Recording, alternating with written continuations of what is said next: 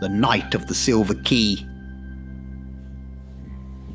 The moon hung heavy in the sky, a luminescent orb casting its ethereal glow over the sleepy town. In the heart of this tranquility, an ancient house stood, its walls whispering tales from the 1800s. In the bowels of this dwelling, a battle raged within a bunker, a fortress built to contain a being both man and beast. Elijah Morland, once a respected figure in the town, now a recluse shrouded in mystery, writhed in agony. His body contorted under the lunar spell, bones reshaping, skin stretching. The werewolf within him howled in frustration, clawing at the reinforced walls that Elijah himself had constructed decades ago. He had learned the art of iron and woodwork solely to create this prison, a necessity for his cursed existence. Each plank, each nail, imbued with his desperation and sorrow. As the creature within him lunged at the iron bars, the silver sheen of a key caught its frenzied eyes. It was the same key Elijah had turned with trembling hands, locking himself away from the world he so feared to harm. The silver was more than a metal. It was a symbol of his eternal struggle, a reminder of the witch's curse that bound his soul to the lunar cycles. The werewolf's growls echoed off the walls, a symphony of pain and fury. Yet, as the night waned, so did its strength. The transformation reversed, bones retracting, fur receding. Elijah's human form returned, exhaustion etched into every line of his body. He reached through the bars, his fingers brushing against the cold silver key. With a laboured turn, the lock clicked. The door swinging open with a mournful creak. Elijah stumbled out, each step a battle against his wearied muscles. He ascended the stairs, his mind a whirlwind of memories and fear, each step a reminder of the countless nights spent in isolation. As he emerged into the dimly lit room above, Elijah collapsed, his body hitting the floor with a heavy thud. His breaths were shallow, ragged, the aftermath of his transformation leaving him drained. In this moment of vulnerability, the walls of his home seemed to close in, whispering secrets of a past he wished to forget. Outside, the town remained unaware of the struggle that had just occurred beneath the moonlit shadows. But inside, Elijah Morland lay a broken man, tormented by his curse and the ominous knowledge that something far more sinister lay trapped within the depths of his self-made prison. Chapter 2. A Recluse's Creed. Days after the harrowing night, Elijah Morland emerged from his sanctuary, cloaked in anonymity. Wrapped in a heavy coat, gloves, and dark glasses, he resembled a spectre more than a man. The town, bustling with life, seemed oblivious to his presence, a fact he cherished deeply. His shopping was brisk, a silent ballet of necessity. He navigated the aisles with efficiency, keen to return to the solace of his home. Yet, fate had other plans. As he stepped onto his pathway, a voice shattered his solitude. "Hello, Mr. Morland. We're the neighborhood committee for our area. Can we help you with anything?" asked a short woman with a smile that seemed too bright.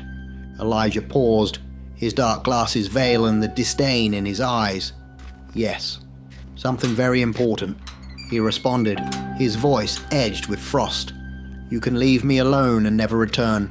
Goodbye." The door slammed behind him, a barrier against unwanted charity. "Well, we just wanted to do our good deed, and this is the thanks," one woman muttered. "Some people do not understand the need for others," another chimed in. "Yes, I for one think everyone should see things just as we do. It's for their own good.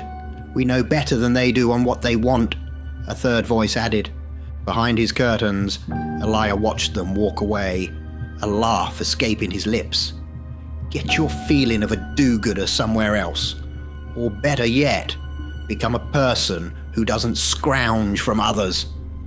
He bolted the doors and drew the curtains, his mind reflecting on the encounter.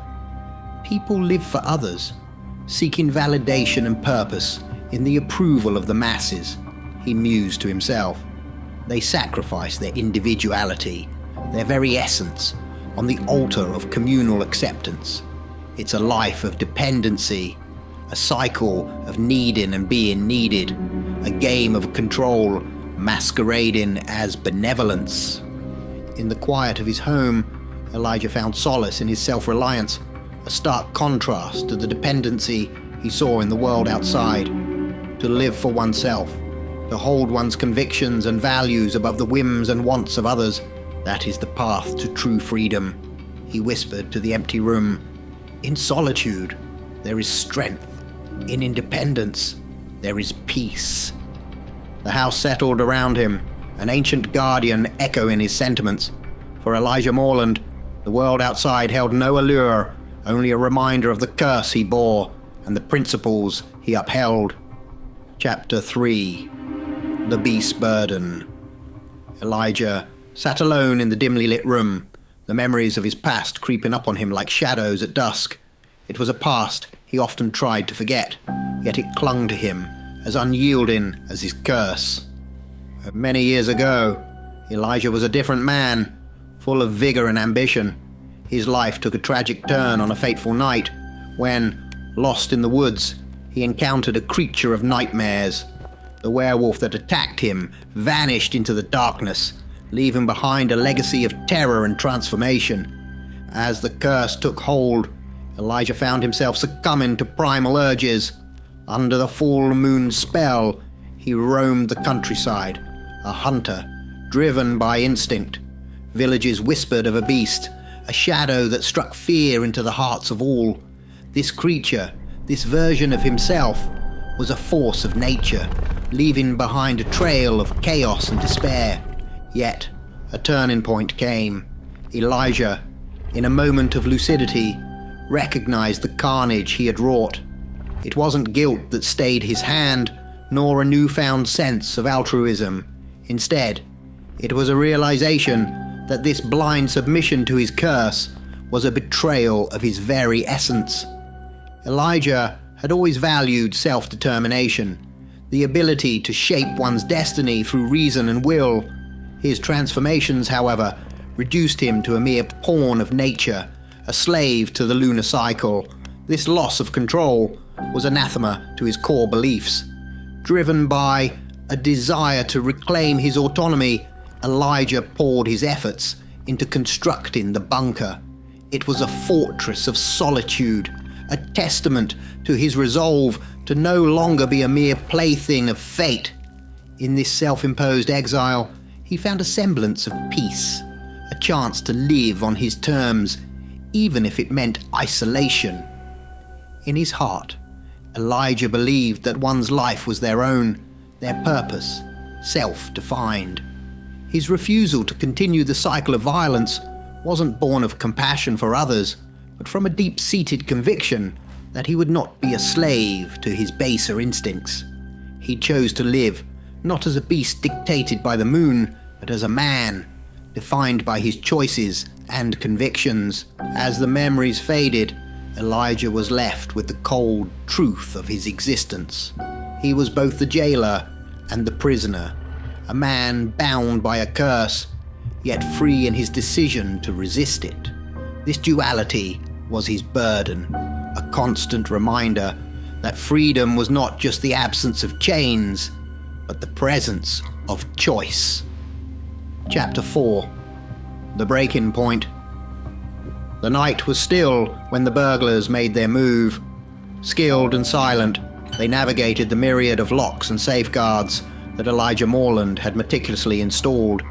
The old man, caught unawares and overpowered by his age, could only watch helplessly as they ransacked his home. They moved like shadows, plundering his possessions with a cold efficiency. Each item they took or destroyed was a piece of Elijah's past, a memory being callously erased. As they prepared to leave, one of the burglars, in a cruel act of indifference, struck Elijah over the head. The world went black. The morning sun cast a revealing light on the aftermath. a group of local boys whose playground often bordered Elijah's mysterious residence, noticed the broken windows and the open door. Curiosity piqued, they approached cautiously, only to find Elijah unconscious on the floor. Panic set in, and they called for help. Police and an ambulance arrived swiftly, their presence a stark contrast to the usually quiet neighborhood. Elijah was rushed to the hospital, his condition stable but critical. Hours passed before Elijah's eyes fluttered open. The sterile hospital room was a jarring change from his familiar home. Confusion gave way to realization as he remembered the night's events. Panic set in when he saw the calendar. It was the day of the full moon. Desperation took hold, and he attempted to leave, explaining his urgent need to return home, but his pleas fell on deaf ears. The doctors and nurses saw only an injured old man, not understanding the gravity of his situation. They restrained him, and as he struggled, they administered a sedative. His body succumbed to the drug, but his mind screamed in protest. Elijah lay in the hospital bed, the sedatives clouding his thoughts, but not his fears. He turned his head, his gaze fixating on the window. Yes, but we need to monitor the in the drip twilight closely for the next sky, hour. the moon began its ascent, its silver glow a harbinger of the transformation to come. The clock ticked mercilessly. Elijah's heart raced as the moon climbed higher. The transformation was inevitable, and in the confines of the hospital, he knew he couldn't contain the beast. Fear for himself was overshadowed by fear for others, the innocent lives that could be at stake. As the moonlight touched his skin, Elijah felt the familiar, excruciating pain of his transformation. His last conscious thought was a silent plea for forgiveness, for the chaos he was powerless to prevent. The beast within was awakening, and the hospital, a place of healing, was on the brink of becoming a scene of horror under the spell of the full moon. Chapter 5. The Hospital Nightmare. Transformation was complete. Elijah, now a full-fledged werewolf, embodied pure, primal aggression. His human consciousness submerged, the beast roamed the hospital corridors, driven by an instinctual rage. The hospital, a labyrinth of white walls and sterile smells, became a hunting ground. The beast's eyes, glowing with a feral luminescence, scanned each room, each hiding spot. Nurses, doctors, patients and staff became unwitting prey in a nightmarish game of survival. The werewolf moved with a terrifying grace, its powerful limbs propelling it through the halls. Its howls echoed, a sound so alien and chilling that it seemed to freeze the very air. The beast's jaws snapped with lethal precision, its claws rending anything within reach. Room after room, the werewolf unleashed its pent-up fury. It was a scene of horror, the kind that scars the soul. Blood painted the walls in grotesque patterns. Screams harmonized with the beast's growls, creating a symphony of terror. The power of the werewolf was undeniable. It was a force of nature, unrestrained and unapologetic in its brutality. It moved through the hospital like a storm, leaving devastation in its wake. And then, as quickly as the nightmare had begun, it ended. Elijah awoke with a start, his body drenched in sweat. He was in his own bed, in the familiar surroundings of his home. The morning light filtered through the curtains, casting gentle patterns on the walls. Confusion clouded his mind. Had it all been a dream? A fevered vision brought on by his injury and the subsequent sedation? But the clarity of the horror he had experienced was too vivid, too visceral to be a mere figment of his imagination. His hands trembled as he sat up, the memories of the night's events flooding back. The hospital, the transformation, the unspeakable acts he had committed as the beast. The weight of the realization was crushing. The hospital, a place of healing and safety, had been turned into a scene of horror by his own hands. Elijah's heart sank as he grappled with the reality of his existence. He was a monster, a creature of the night that brought nothing but death and destruction. The curse he had so diligently kept at bay had finally broken free, revealing the true horror of what lay within him. In the quiet of his room, Elijah Morland faced the darkest part of his soul. The beast within him was not just a curse, it was a part of him, a part he could no longer deny or contain. The horror of the hospital night would forever haunt him, a constant reminder of the power and the terror of the werewolf unleashed. Chapter 6. The Race Against Time. Elijah Morland's hands worked tirelessly, mending the broken windows and reinforcing the doors of his home. He knew the night was approaching fast, and with it, the return of the beast. His heart raced as he fitted the last pane of glass, a temporary barrier against the horrors that lurked within him. A loud knock at the door jolted him. The police had arrived, seeking answers about the previous night's events at the hospital.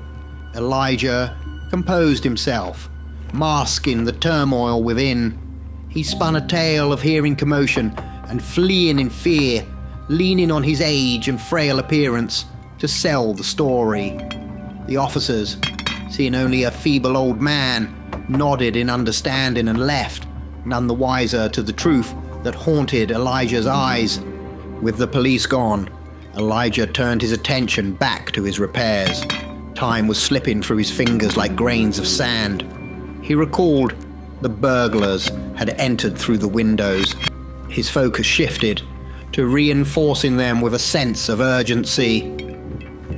As the sun dipped below the horizon, Elijah moved to secure the front door.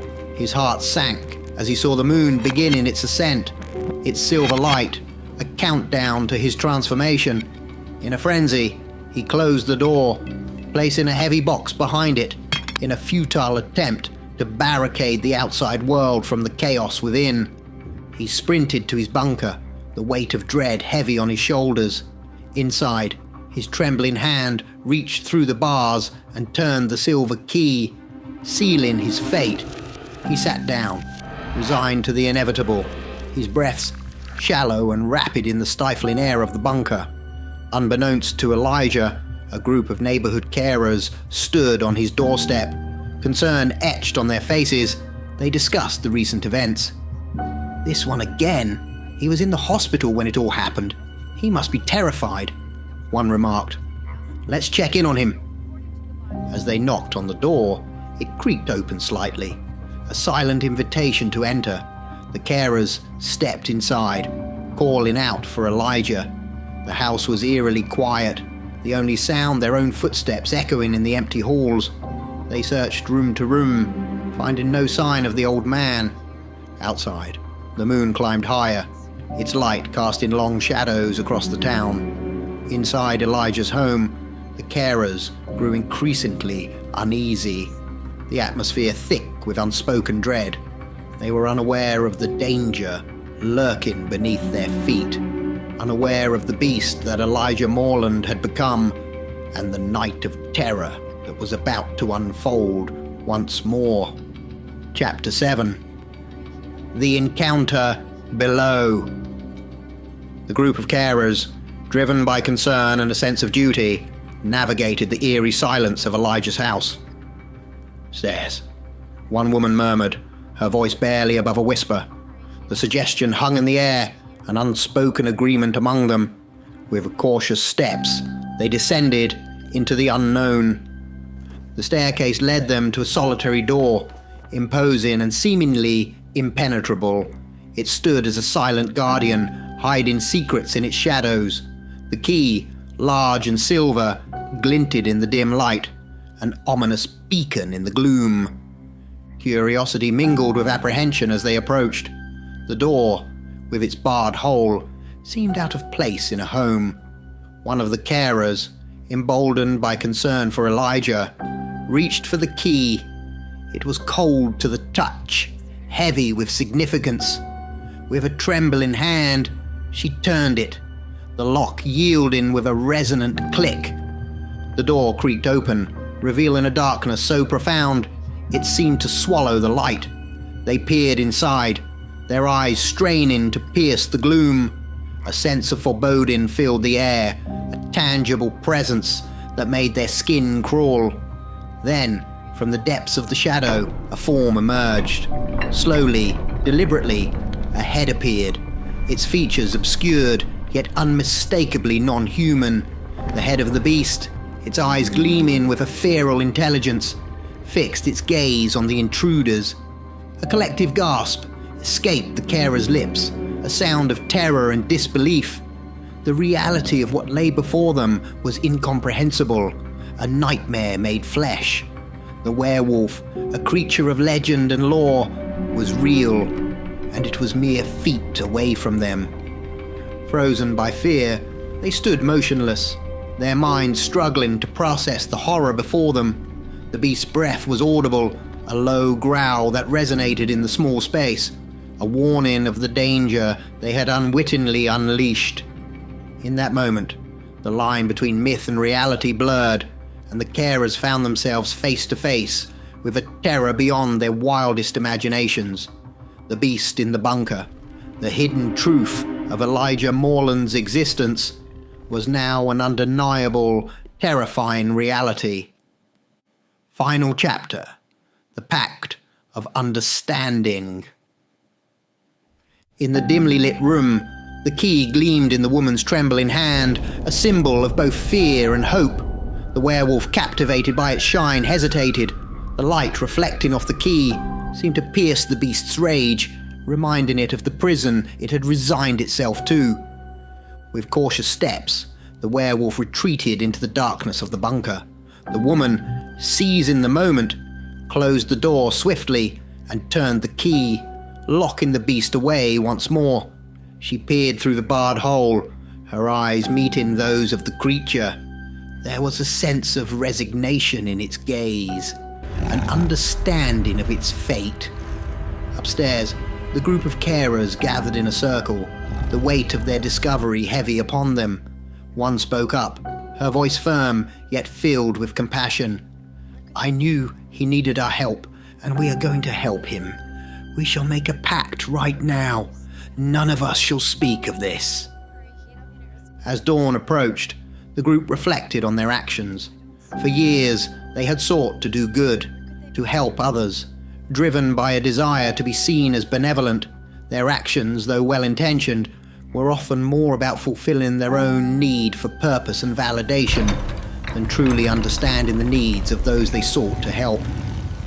"This man needs us, and we need him," another spoke. "Our lives have been about living for others, seeking recognition for our good deeds. But true goodness comes not from the desire to be seen, but from understanding and respecting the needs of others, even if it means letting go of our own notions of what is best for them." As morning light spilled into the room, Elijah Morland emerged from the bunker, his human form weary but intact. He sat with the women, his eyes filled with gratitude and a hint of sorrow.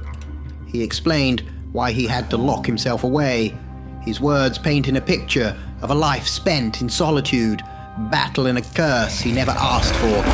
He spoke of his need to protect others from the beast within, even if it meant isolating himself from the world.